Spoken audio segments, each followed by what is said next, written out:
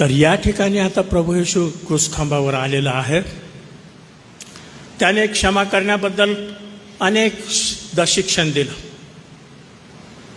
Forgive इतकंच केवळ नाही, परंतु आपल्या स्वतःची जी क्षमा आहे ती कंडिशनल केली. त्यांनी सांगितलं तर तुम्ही इतरांची क्षमा करत नाही तर तुमच्या पापांची देखील क्षमा होणार नाही.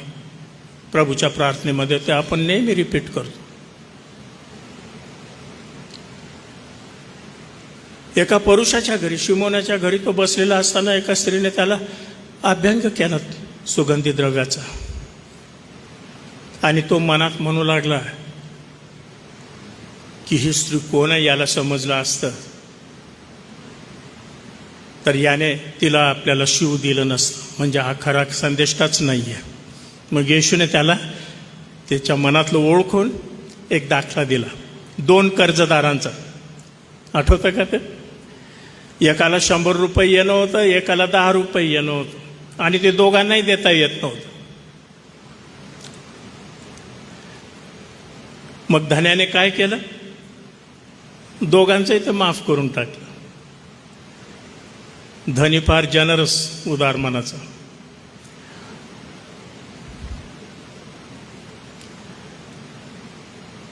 परंतु मग येशूने त्याला प्रश्न विचारला की या दोघातला कोण त्या धन्यावर अधिक प्रीती करेल?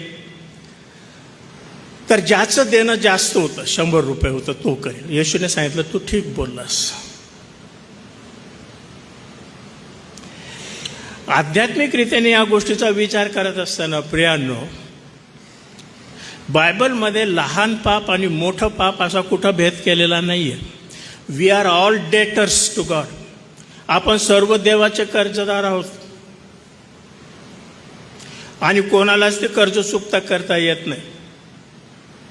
मग ते 10 रुपयाचा असू द्या की 100 रुपयाचा असू द्या. परंतु हा धनी आहे, तो क्षमा करणारा आहे. ही फॉरगिव्हस. येशूने त्याच्या दाखल्यांमधून सांगितलं. आणखी पण दुसरे दाखले आहेत. पेत्राने विचारला प्रश्न, मी 7च्या 70 वेळा क्षमा करू काय?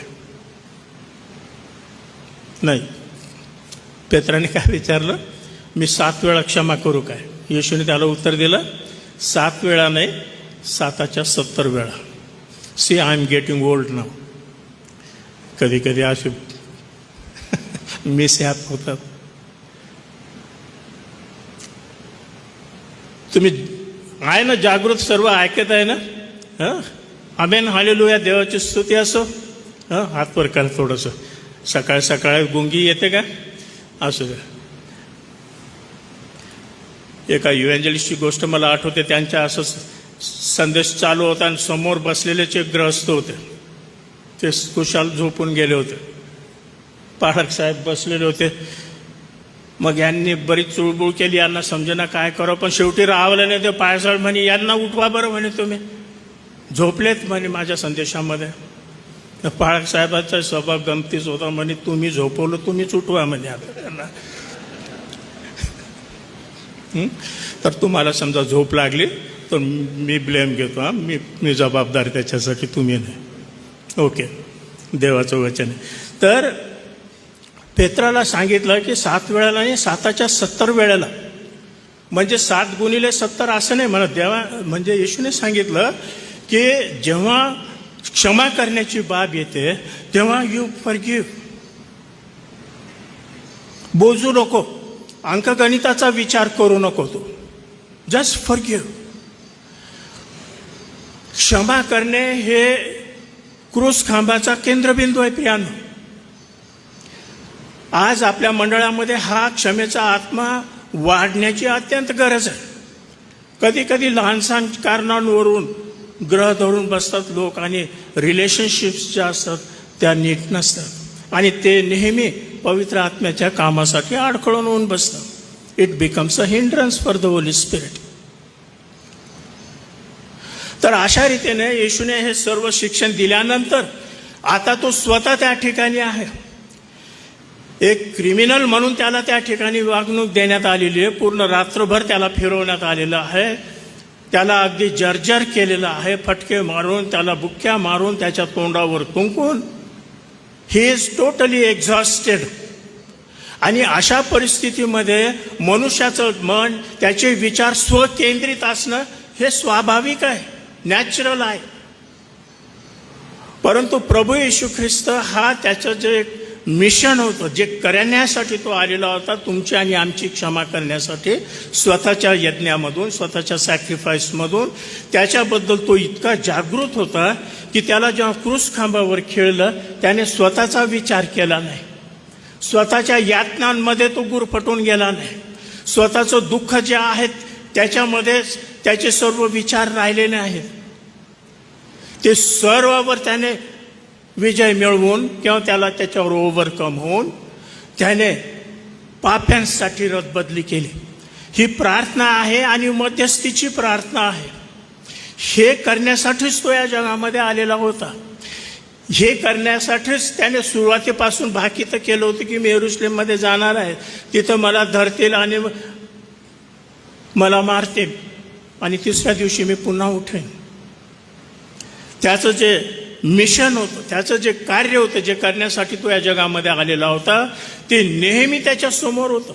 त्याच्यापासून तो यत्किंचितही उजवी डावीकडे जळला नाही. या ठिकाणी त्याने प्रार्थना केली, father forgive them for they do not know what they are doing. हे पित्या यांची तू क्षमा कर, कारण हे काय करतात यांना समजत नाही. हे मोठाले माणसं होते, यांना ते काय करत होते त्यांच्या ॲक्शन हे समजत नव्हतं, अशातला प्रश्न नाही आहे. परंतु जे लोक अशा रीतीने दुष्टतेमध्ये जातात, एका दृष्टीने तुम्हाला म्हणता पण येईल की खरंच ते काय करतात हे त्यांना समजत नाही. They do not know. एका भ्रमिष्ठ सैतानी आत्म्याने त्यांना पछाडलेलं आहे आणि स्वतःच्या ॲक्शन्स ज्या आहे, कृती आहे, ते जस्टिफाय करतात. त्यांना वाटतं ही योग्यच आहे. उधळ्या पुत्राला जेव्हा तो घरातून निघाला सुटकेस घेऊन पैशाने भरलेले, तेव्हा त्याला असं वाटलं ही इज डुईंग ग्रेट. जे योग्य आहे तेच तो करत आहे. मी आता मोठा झालो, I know how to handle my life. माझं जीवन कसं जगायचं आहे मला माहीत आहे. माझ्या म्हाताऱ्या बापाच्या घरात मला नको आहे राहायला. मोठ्या आवेशाने निघाला. पण मग नंतर शुद्धीवर आल्यानंतर त्याला समजलं की त्याने जे केलेलं आहे ते अतिशय भयानक आहे. त्याची भयानकता त्याला समजली आणि तो काय म्हणाला, मी उठून माझ्या बापाच्या घरी जाईन आणि काय म्हणेन, हे बापा मी तुमच्या विरुद्ध आणि स्वर्गाविरुद्ध. He realise the depth of his depravity किंवा सिनफुलनेस. त्याच्या पापाची खोली, गंभीरता त्याला जाणवते. सॉरी बा, त्याला जाणवले. आणि प्रियानो, हे याची जाणीव होणं माझी चुकी हे बरोबर आहे. इथं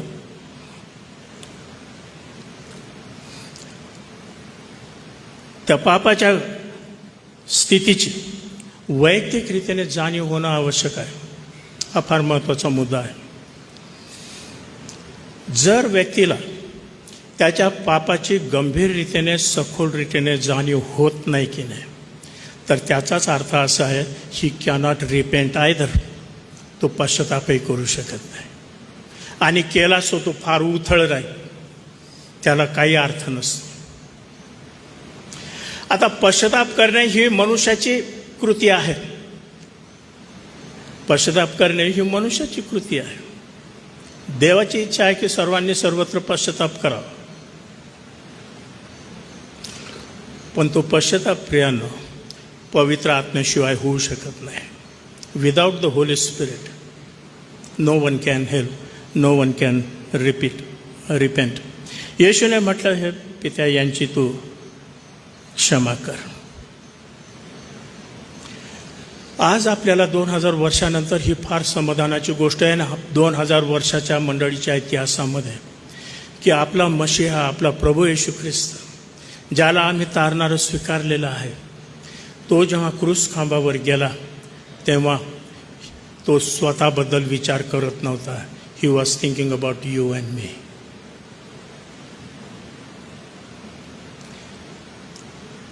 आपली जी पापिष्ट स्थिती आणि त्याचे भयानक परिणाम होते हे त्याला तेव्हा होणाऱ्या ज्या शारीरिक आणि मानसिक आणि आध्यात्मिक यातना होत्या त्याच्यापेक्षा त्या अधिक होत्या. ही प्रेयर की हे बापा तू यांची क्षमा कर. गुड फ्रायडेच्या दिवशी आपण येतो, या वाक्यावर मनन करतो आणि आपण जातो. Is that all? मला आज तुम्हाला आणि मला हेच आव्हान करायचं आहे की आज तुमच्या जीवनामध्ये अशी एखादी कोणती व्यक्ती आहे का, कुटुंबातली म्हणा, नातेवाईकातली म्हणा, फ्रेंड्समधली, मंडळीमधली, की ज्याची तुम्ही क्षमा केली पाहिजे? Is there anybody? असं कोणी आहे का? Serious, very serious. नाही तर नुसतं हे ऐकून जायचं, याच्यामध्ये काही धन्यता नाही. जर प्रभू येशू ख्रिस्ताला मी गुरु मानतो, तारणारा मानतो, तर मग त्याने जशी क्षमा केली तशी मी पण केली पाहिजे. फॉरगिव्हनेस.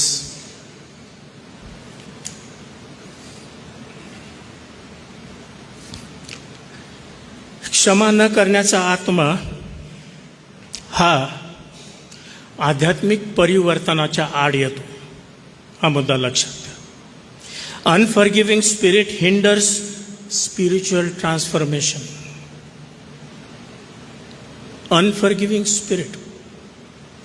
डॉक्टर डेव्हिड पॉसन नावाचे फार थोर एक शिक्षक आणि इव्हँजलिस्ट होऊन गेले. आता 2-3 वर्षापूर्वी ते मरण पावले. त्यांची यूट्यूबवर संदेश आहेत, तुम्ही ऐका. डेव्हिड पॉसन. त्यांच्या एका मीटिंग झाल्यानंतर एक स्त्री व्हीलचेअरमध्ये त्यांच्याकडे आली आणि बोलायचं आहे म्हणे. तिला आर्थरायटस होता, कोणत्या अशा हात वगैरे बोटं आखडलेले, वाकलेले. आणि डेव्हिड पॉसन हे फार देवाचे भक्त, सिन्सिअर आत्म्यानं भरलेले होते. त्यांना तेव्हा समजलं की ह्या बहिणीला काहीतरी रिलेशनशिपचा प्रॉब्लेम आहे. आणि मग त्यांनी तिला विचारलं, डायरेक्टच प्रश्न विचारला, तुझे मिस्टर कुठं आहेत? ते मिस्टर म्हटल्याबरोबर ती बाईचा चेहरा एकदम कडू झाला आणि म्हणे मला माहीत नाही, म्हणे मला त्याच्याबद्दल काही विचारू नका. अनेक वर्षापासून बिघडलेली दोघांमधली रिलेशनशिपमुळं तिचं मन त्याच्याबद्दल इतकं कडू झालेलं होतं की ते त्याचा नावाचा उच्चार पण ते करू शकत नव्हते. आणि नंतर डेव्हिड पॉसन सांगतात की त्यांनी जेव्हा ते तिच्या नवऱ्याबद्दल विचारलं तेव्हा तिला त्याच्याबद्दल काहीच बोलायचं नव्हतं. आणि मग डेव्हिड पॉसनने सांगितलं, मी तुझ्यासाठी प्रार्थना पण नाही करू शकत. ती म्हणे ठीक आहे, नाही करायची ते नाही करायची. फिरवली व्हीलचेअर आणि निघून गेली. जशी आली तशीच निघून गेली. एखाद्या वेळेस त्या दिवशी तिने जर हा क्षमेचा आत्मा दाखवला असता, नम्र जर प्रभूसमोर जर झाली असती, तर एखाद्या वेळेस तिचा आर्थरायटिस पण बरा झाला असता. आपले पुष्कळसे रोग जे आहेत की नाही, शारीरिक, मानसिक, किंवा शारीरिक आणि मानसिक मिळून दोन्ही पण, सायकोसोमॅटिक सिकनेसेस, हे अशा रीतीने मनामध्ये कटुत्व, ग्रह धरणे, इंटरपर्सनल रिलेशनशिप्स बरोबर नसणे याच्यामुळं आहे. तर माझं आव्हान आहे तुमच्या कुटुंबामध्ये, बी लव्हिंग अँड फॉरगिव्हिंग. एकमेकावर प्रीती करा, एकमेकांची क्षमा करा, एकमेकांचं सहन करा. आणि तुमच्या कुटुंबामध्ये काय देव फरक घडून आणेल हे देवालाच ठाऊक आहे. काय तशा प्रकारच्या अडखळणं आहेत का? प्रभू येशूने जर त्याच्या शत्रूंसाठी, ज्यांनी त्यांना बुक्क्या मारल्या, तोंडावर थुंकले, सर्व प्रकारचे खोटे आरोप त्याच्यावर ठेवून तिथं त्यांना आणलं, त्यांच्यासाठी जर तो प्रार्थना करू शकत होता, त्यांची जर तो क्षमा करू शकत होता, तर प्रियानो, जर मी ख्रिस्ताचा आहे असं म्हणतो, तर मी देखील केली पाहिजे. एखादी व्यक्ती फारच कठीण वाटली, मी या व्यक्तीवर प्रेम करू शकत नाही, ह्या व्यक्तीबद्दल माझ्या मनामध्ये अफेक्शन किंवा सद्भावना असू शकत नाही, फारच कठीण आहे. एक करून पहा. Start praying for that person. कारण you cannot prey and hate that person at the same time. आलं का लक्षामध्ये? ज्या व्यक्तीसाठी तुम्ही प्रार्थना करता मनापासून देवासमोरचे, गॉड सीज हिअर, देव हृदयाकडे बघतो. जर तुम्ही मनापासून त्याच्यावर विजय मिळवण्याचा प्रयत्न करत आहेत, God's holy spirit will help, पवित्र आत्मा मदत करेल आणि तुम्ही क्षमा करू शकाल. क्षमा केल्याने कोणाचा फायदा आहे जास्त, त्याचा की माझा?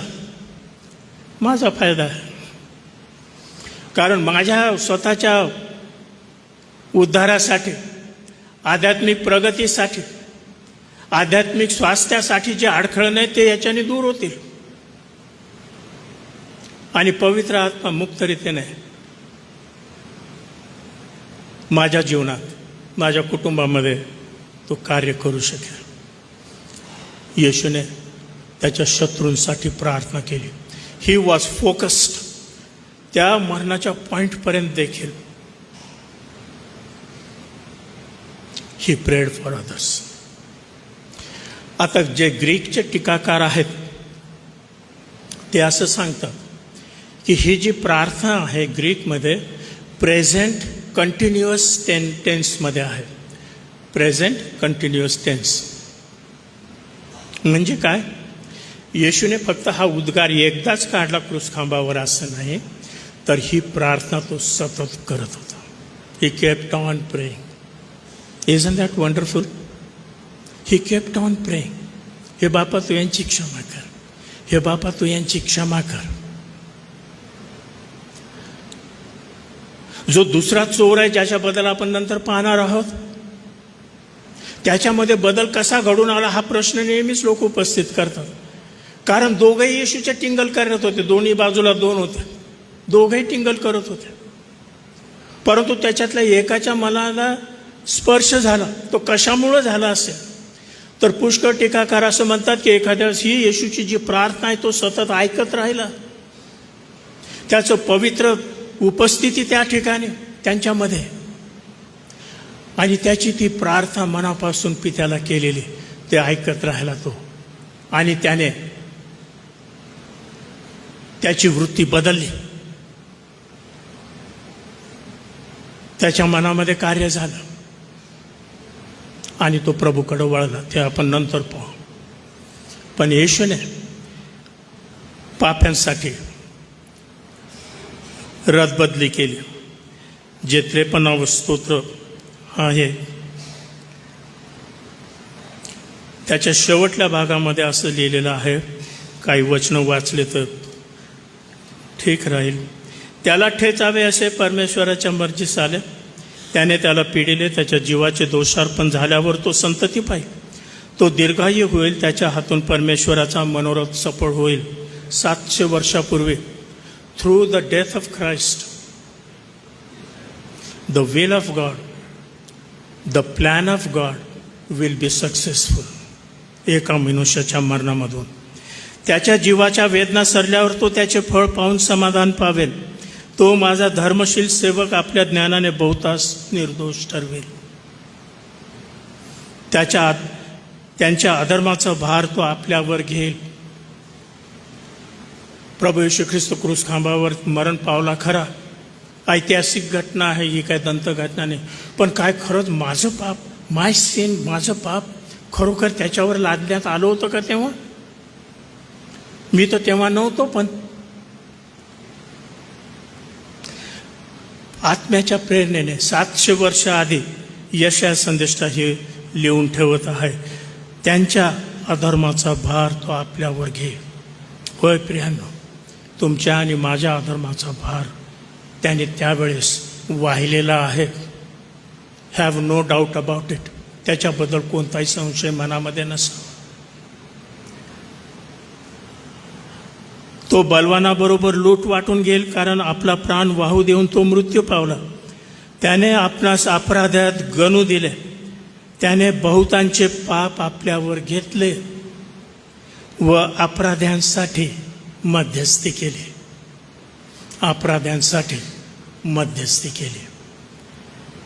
हे बापा, यांची तू क्षमा कर, कारण हे काय करतात यांना समजत नाही. येशूने त्या क्रूस खांबावर असताना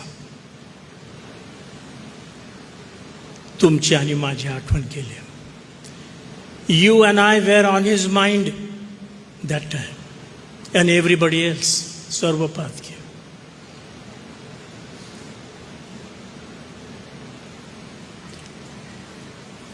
पहिला जो